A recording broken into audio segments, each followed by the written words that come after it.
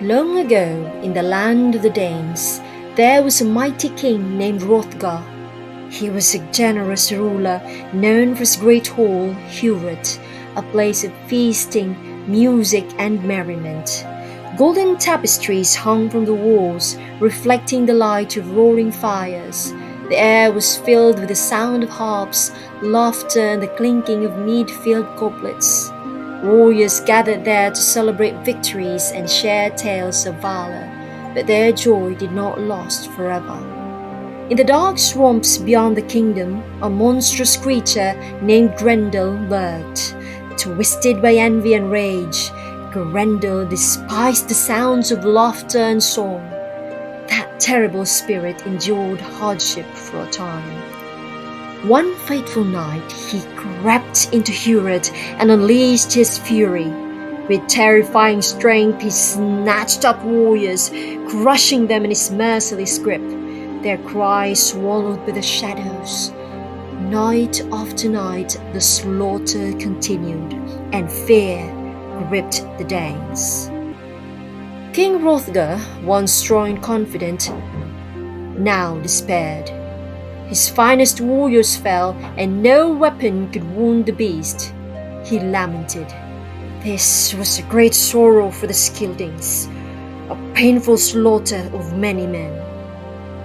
Hewrett, once filled with joy, became a place of dread, its grand doors left open to the night, as no man dared challenge the creature. Desperate for aid, Hrothgar sent word across the seas, calling for a hero to rid them of this terror. Messengers carried his plea far and wide, speaking of Grendel's terrible wrath and the kingdom's dire need. Many warriors feared to face the beast, but in the land of the Geats, one man stepped forward.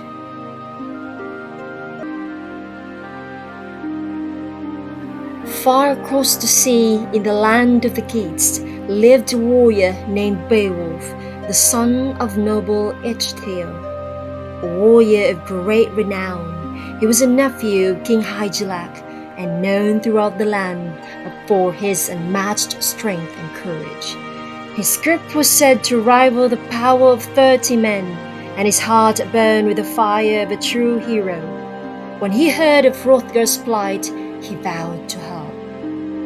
I will go to the land of the Danes and rid them of this curse, he declared. With his bravest men, he set sail, cutting through the waves like an arrow through the wind. The foamy-necked ship sped like a bird, its sails billowing as the sea carried them toward destiny. Upon reaching Denmark, Beowulf and his men disembarked. The salty breeze filled their lungs as they gazed upon the foreign shore.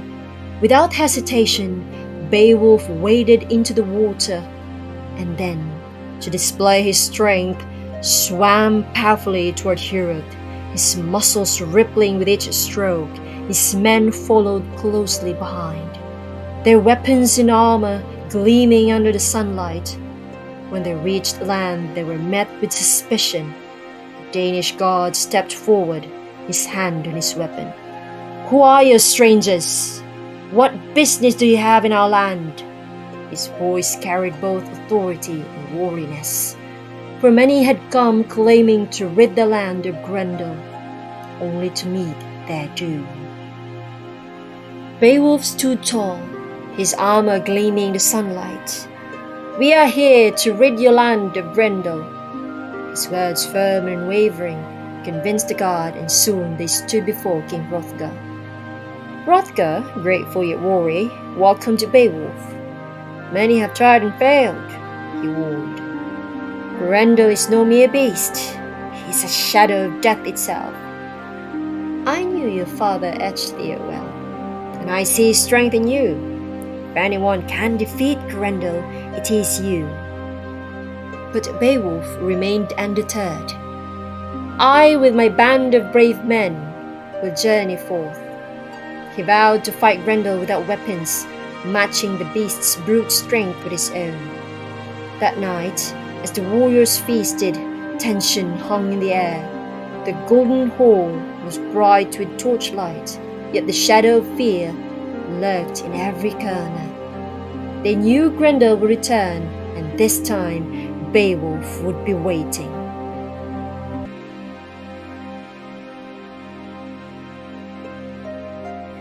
As the night deepened, the warriors drifted into uneasy sleep. Only Beowulf remained alert, his keen eyes fixed on the grand hall's entrance. Then, with a bone-chilling roar, Grendel came. The earth trembled beneath his monstrous footsteps. He tore through the doors with ease, his grotesque form silhouetted against the flickering firelight. The door burst open, fastened with fire-forged bands. Grendel lunged at the sleeping warriors, his claws eager for blood. But before he could strike, Beowulf sprang forward. He grasped the beast's massive arm, his grip like iron. "Hold now, mighty gift of war, never surrender." To prove his unmatched courage and strength, Beowulf had stripped himself of his armor and clothing, declaring that he would fight Grendel as an equal, without any protection. His muscles tensed as he held onto the monster, refusing to let go. Grendel howled in agony, thrashing and twisting, but Beowulf would not let go. The struggle was fierce. Wood cracked, walls shattered, and the very foundation of Hewrath groaned under the battle's fury. But Beowulf's strength was greater. With a final mighty wrench, he ripped Grendel's arm from its socket. Mortally wounded, the creature fled, howling in despair, leaving a trail of dark blood behind. He wished to find his doomed life. He disappeared into the marsh, never to terrorize Hewrath again. The Danes rejoiced. Hrothgar declared Beowulf a hero, and in celebration, they adorned Hewrath with Grendel's severed arm, a gruesome trophy of victory.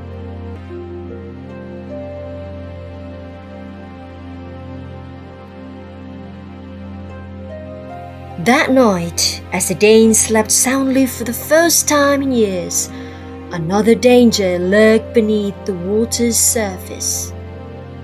Grendel's mother. A vengeful and fearsome creature seethed with rage over her son's death.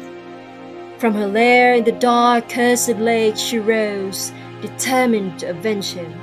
Slipping into Hewrath under the cover of night, she struck swiftly, seizing Ashera, Hrothgar's most trusted warrior and advisor, before vanishing into the darkness.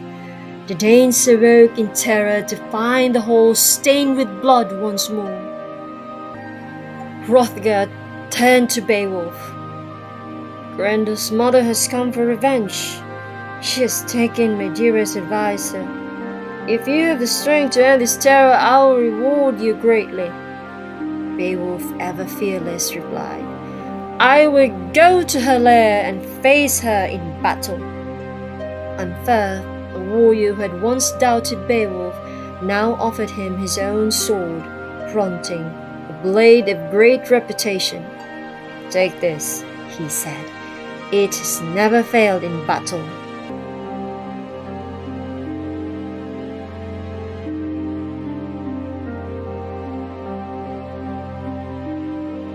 Beowulf followed the trail of blood to the edge of a desolate lake. The water churned as if cursed, dark and bottomless. Without hesitation, he plunged in, diving deep into the abyss. For hours he swam, descending into the lair of the beast. As he neared the bottom, Grendel's mother emerged from the darkness. She was a monstrous being, ancient and vengeful, her claws outstretched to claim her prey. She seized Beowulf in her terrible grip and dragged him into her underwater hall. There the fight began. Beowulf swung grunting the mighty sword given by Unferth. But to his horror, the blade failed. It could not pierce his hide. She lunged at him, her claws scraping against his armor, but fate was on Beowulf's side. Spotting a massive sword on the wall forged by giants of old, he seized it and swung with all his might. The blade met her neck, and with a single decisive strike he severed her head. The cavern trembled as her life faded. Beowulf looked around and saw Grendel's lifeless body lying nearby. As a final act of vengeance, he took Grendel's head as a trophy. Then the great sword, now tainted with the creature's blood, began to melt like ice in the sun, its power spent. Victorious, Beowulf swam back to the surface, carrying Grendel's head.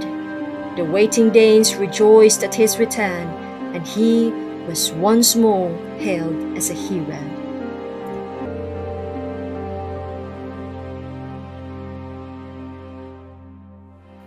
A dragon, awakened by a thief who had stolen from his hoard, began to terrorize Beowulf's kingdom.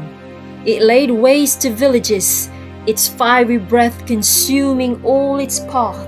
Despite his age, Beowulf resolved to face the beast. He gathered his warriors and approached the dragon's lair. Yet when the battle began, his men, overcome with fear, fled. All but one, Wiglaf. A young warrior loyal to his king, stood by Beowulf's side. Together they faced the fire-breathing terror. Beowulf struck with his sword, but it shattered upon the dragon's scales. The beast retaliated, sinking its fangs into the king's flesh. Poison coursed through his veins, and he knew his end was near. With one final effort, he and Wiglaf delivered the fatal blow. The dragon fell. Its reign of terror ended. But Beowulf too was dying. With his last breath, he entrusted his kingdom to Wiglaf and asked that a great barrow be built in his memory. As the sun set, the great hero passed away. His people mourned, but they honored his wish. A mighty funeral pyre was lit, and the Geats built a towering barrow by the sea, where sailors for generations would see it and remember the name of Beowulf, the bravest of all kings.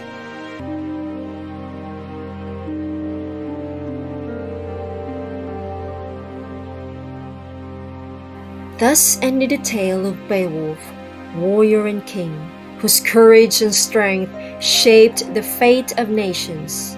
His people mourned him deeply, knowing that such a leader would never rise again. They placed the dragon's hoard within the barrow, letting the gold remain untouched, a tribute to the fallen king rather than a prize for the living. Wiglaf, now the last of Beowulf's loyal warriors, stood at the foot of the great mound, gazing at the sea. He lamented the loss of his lord, knowing that the Geats were left vulnerable without him. A great man has fallen, he said. Who now shall defend our people? Though Beowulf had named Wiglaf as his successor, the young warrior knew the truth. He was not the hero Beowulf had been. The Geats had lost more than just a king. They had lost their greatest protector. Without Beowulf, their enemies would soon descend upon them, seeking to claim their lands and riches. The future was uncertain, and Wiglaf could only pray that the memory of Beowulf would give them strength in the dark days ahead. The skalds sang of his battles, and his name echoed through the halls of warriors. His story was told from one generation to the next, a reminder of heroism, loyalty, and the inevitable fate that awaits all men. And so, Beowulf's spirit lived on, not just in memory, but in the courage of those who followed his path, even as the shadow of uncertainty loomed over the Geats.